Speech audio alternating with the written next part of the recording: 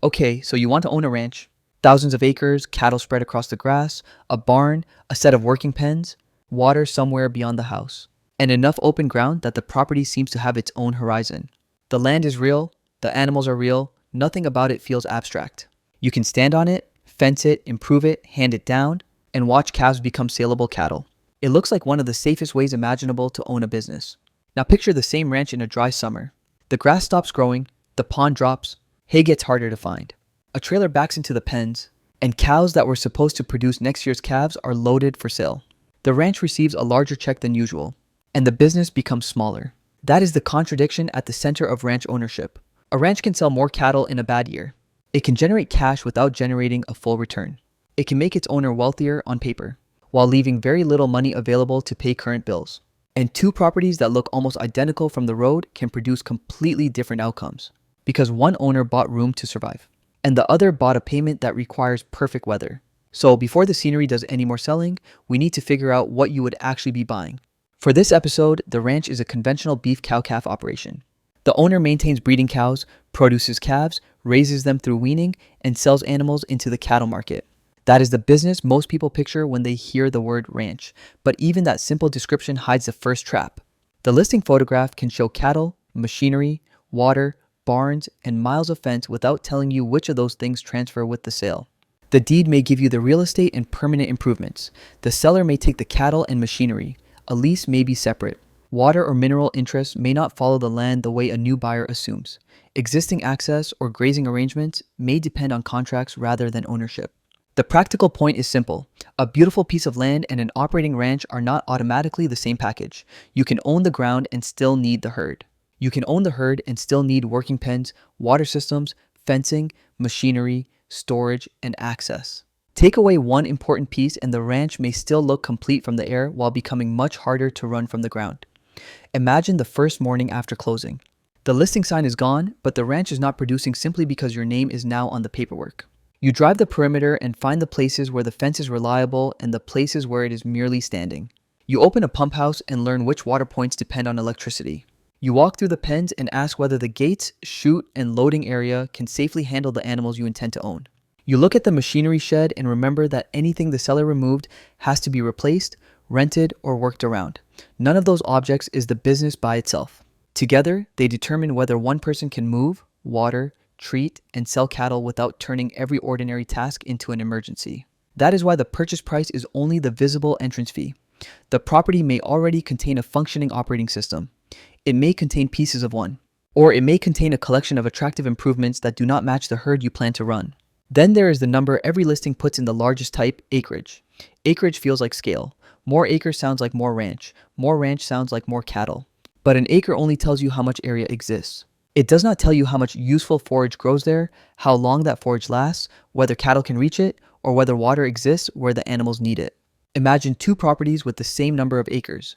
On the first, the grass is productive, the terrain is accessible, and water is distributed across the pasture.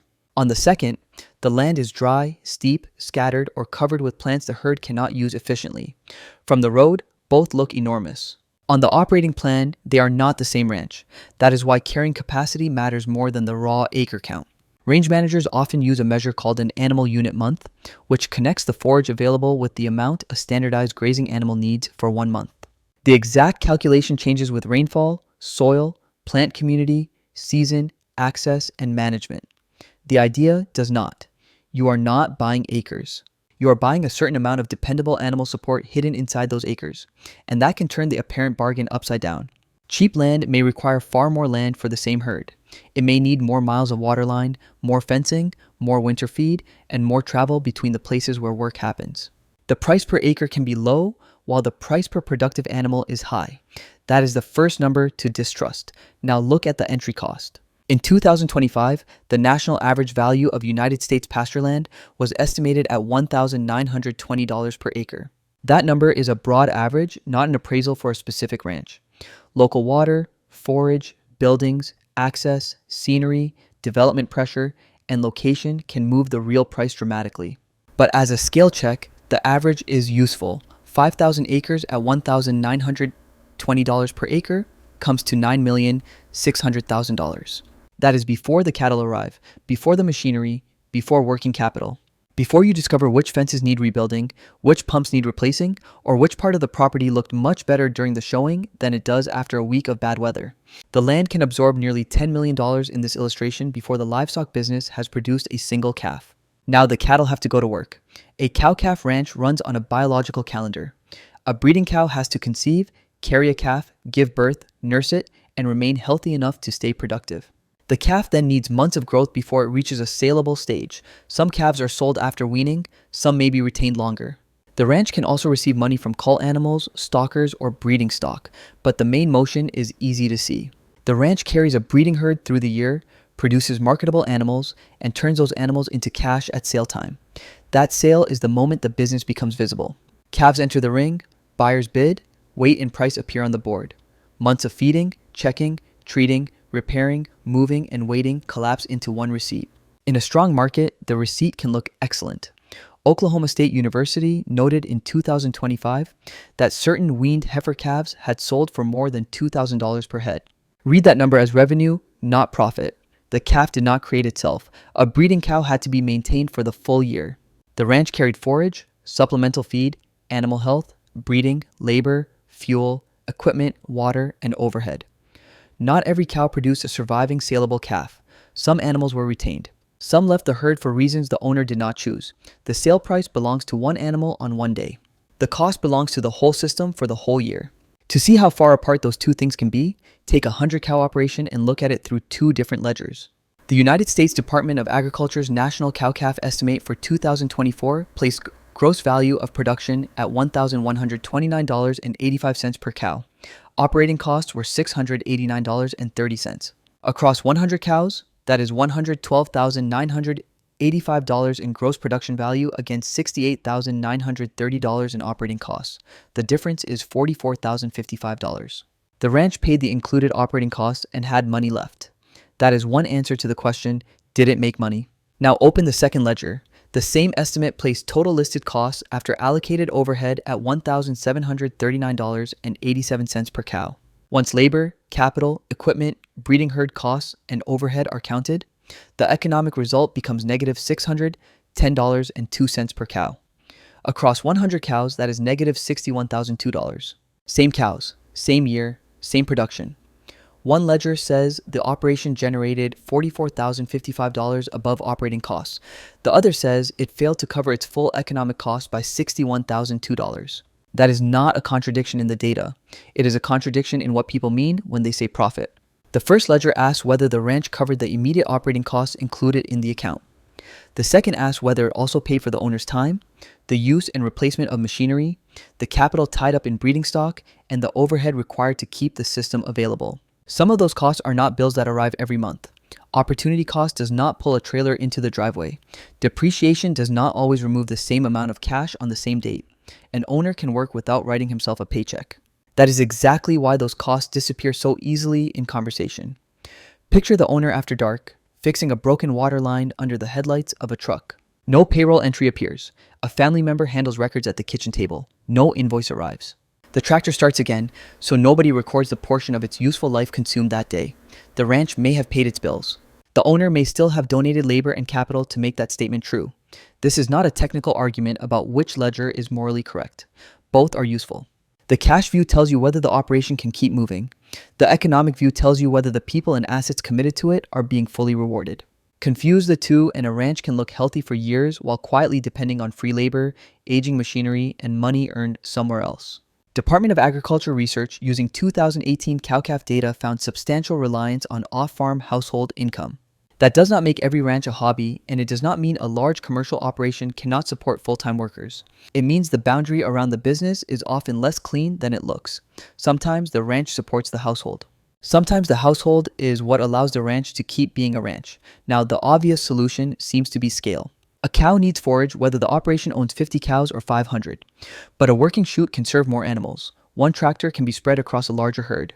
The same records, buildings, trailers, and management systems can support more production. The animal does not become cheaper. The surrounding system becomes less expensive per animal. Using 2018 data, the Department of Agriculture estimated total economic cow-calf costs at $2,099 per cow for operations with 20 to 49 cows, compared with $910 per cow for operations with at least 500 cows. The labor difference was even sharper. Estimated labor use fell from 43.7 hours per cow in the smaller group to 7.2 hours per cow in the group with at least 500 cows. That does not mean the large ranch required less total work. It means the work was divided across many more animals. So the large operation appears to have found the answer. Spread the overhead, reduce the labor burden per cow, make the same machinery and management carry more production. Then the rain stops. This is where a more efficient ranch can become a larger problem. Picture the same owner in a dry year. At first, nothing dramatic happens. The grass simply grows more slowly. The pond edge moves inward. The owner starts checking forage more often and talking to hay suppliers earlier than usual. Then every nearby ranch begins making the same calls. Hay is no longer just expensive, it is scarce. Buying feed protects the herd, but each truckload increases the amount of cash required to preserve animals whose revenue may still be months away. The owner can keep buying hay. The owner can reduce the herd. Or the owner can try to do both and hope the rain returns before the money runs out. Federal Reserve Bank of Kansas City research found that drought reduces hay production, raises hay prices, contributes to herd liquidation, and lowers farm earnings. The sequence during severe dry conditions in 2022 makes the pressure visible. Pastures weakened, hay supplies tightened, calves were weaned earlier, more cattle moved toward market. Now watch the ledger. The ranch sells more animals than it planned. Revenue rises. The owner is not celebrating. Some of those animals are breeding cows. They are not merely inventory waiting for a buyer. They are the animals expected to produce future calves. Selling them lowers the feed bill today and reduces the ranch's productive capacity tomorrow. This is the durable curiosity loop from the opening. A larger cattle check can be evidence that the business is shrinking. And the decision is not automatically a mistake. Selling early can be responsible management. If the land cannot support the herd, reducing numbers can protect the remaining animals, the pasture, and the ranch's cash. The structural risk is being forced to sell too late or too deeply. A well-prepared owner has room to choose. The least productive animals can leave first. The sale can happen before local markets become flooded. Feed can be reserved for the core herd. A heavily financed owner has fewer choices.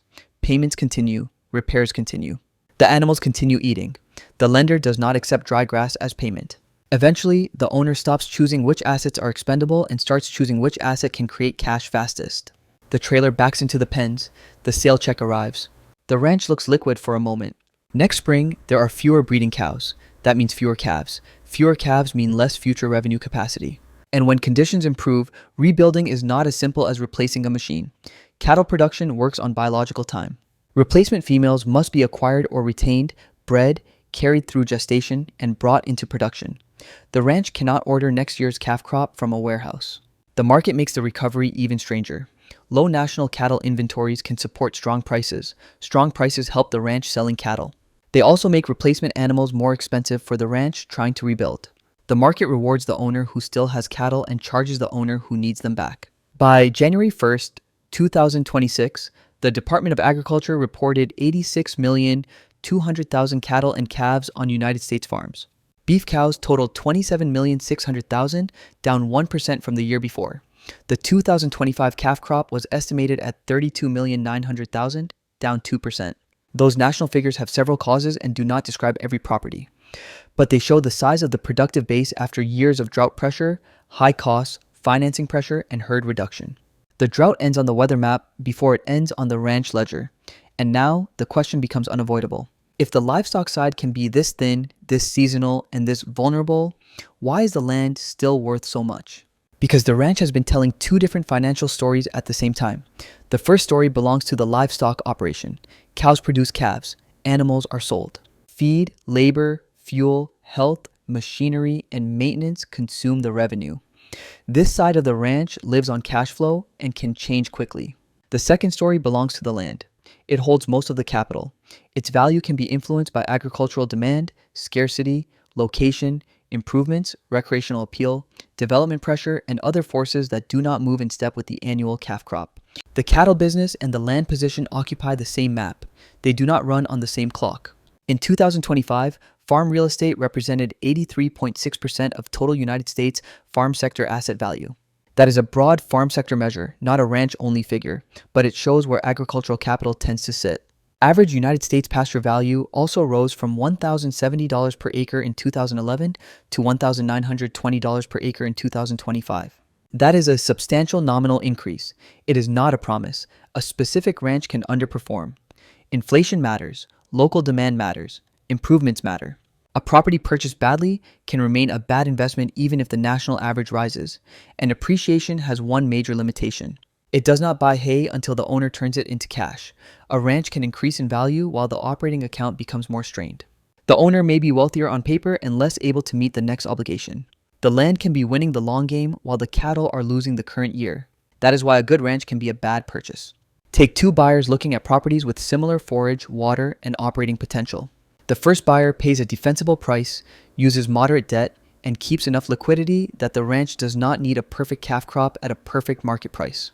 The herd is sized for difficult conditions rather than the wettest recent year. Labor and equipment are counted honestly.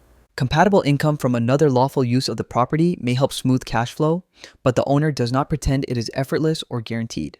The second buyer falls in love with the same view and pays a premium that the cattle operation cannot realistically carry. Debt requires strong prices. The herd is stocked aggressively. The owner treats his own labor as free and assumes old machinery will keep running because it always has. From the road, both ranches look successful. Then the dry year arrives. The first owner can reduce numbers early, protect the core herd, and wait. The second owner needs cash immediately. The same weather reaches both properties. The purchase structures turn it into two different financial events. Now put both owners in the same sale barn several months later. The first has brought a planned group of animals. The sale fits a decision made while there were still options. The second has brought animals that were supposed to remain in the breeding herd because another feed bill is due. The auctioneer does not announce which owner is in control. The receipts can look equally impressive. The difference appears later, in the animals that are no longer standing in the pasture and the calves that will never be produced. This is the part that acreage, herd size, and even annual revenue can hide. The strongest ranch is not necessarily the one with the most land. It is not necessarily the one with the most cattle. It is the one whose owner still has choices when the grass, the market, or the machinery stops cooperating. So, does owning a ranch work? It can, but the conditions are specific. The land has to be suitable for the herd rather than merely attractive to the buyer. The purchase price has to make sense relative to productive capacity and the property's other legitimate sources of value. Debt cannot require unusually strong cattle prices every year. Water and forage have to be dependable enough for the operating plan. The owner has to count labor, machinery, breeding stock, and replacement costs honestly. The ranch needs reserves and a drought plan before the sky turns dry. And the holding period has to be long enough for the land side of the ownership to matter. The weak version breaks those conditions one by one. The buyer pays a lifestyle premium and expects commodity cattle to service it. The herd is sized for a good year. Equipment replacement is postponed. Appreciation is treated like income. One large auction check is mistaken for success, even though part of that check came from selling the animals that were supposed to produce the future. Go back to the ranch from the beginning. The long fence line is still there. The cattle are still visible. The barn, the water, and the open ground can still be valuable. The attraction was not false. It was incomplete. You would not be buying passive freedom. You would be taking responsibility for a living business, a major land asset, and the gap between the speed at which each one creates value. The real measure of the ranch is not how much of it you can see. It is how much choice it leaves you when the rain stops.